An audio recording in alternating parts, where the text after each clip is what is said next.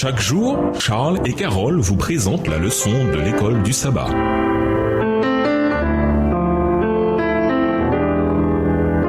Bienvenue dans votre émission. Dieu nous parle. Nous voilà à la leçon de vendredi. Pour aller plus loin, nous vous invitons à lire dans le livre Le meilleur chemin, le chapitre La Confession, aux pages 33 à 37, livre écrit par Ellen G. White. Dans Néhémie 9, verset 25, les Hébreux évoquaient la manière dont leurs ancêtres ont vécu dans les délices de la grande bonté de Dieu. L'étymologie est la même que le nom Éden, comme dans le jardin d'Éden, Genèse 2, verset 15. Peut-être que la meilleure traduction serait « Ils s'édénisèrent si édéniser était un verbe ». Après tout, l'évangile, c'est la restauration. Et quel meilleur symbole que l'Éden pour représenter la restauration qui doit être la nôtre. Dieu a élevé le peuple hébreu et les a amenés jusqu'au carrefour de l'ancien monde afin de créer le reflet de l'Éden le plus ressemblant possible sur une terre déchue. Même après la captivité et le retour, le potentiel était toujours là. Ainsi, le Seigneur console Sion, il console toutes ses ruines, il rendra son désert semblable à l'Éden.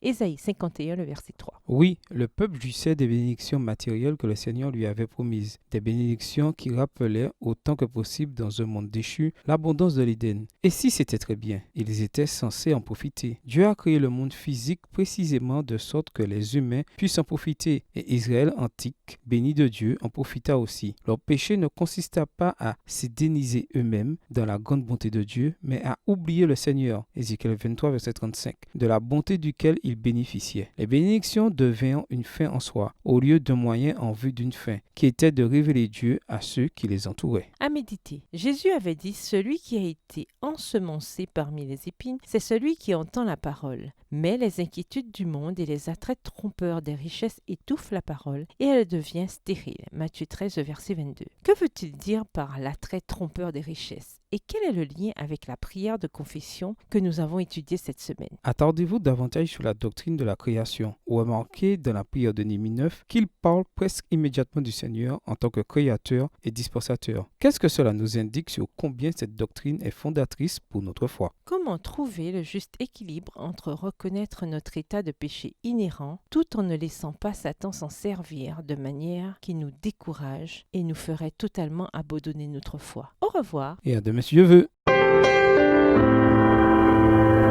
Dieu nous parle. Chaque jour, Charles et Carole vous présentent la leçon de l'école du sabbat.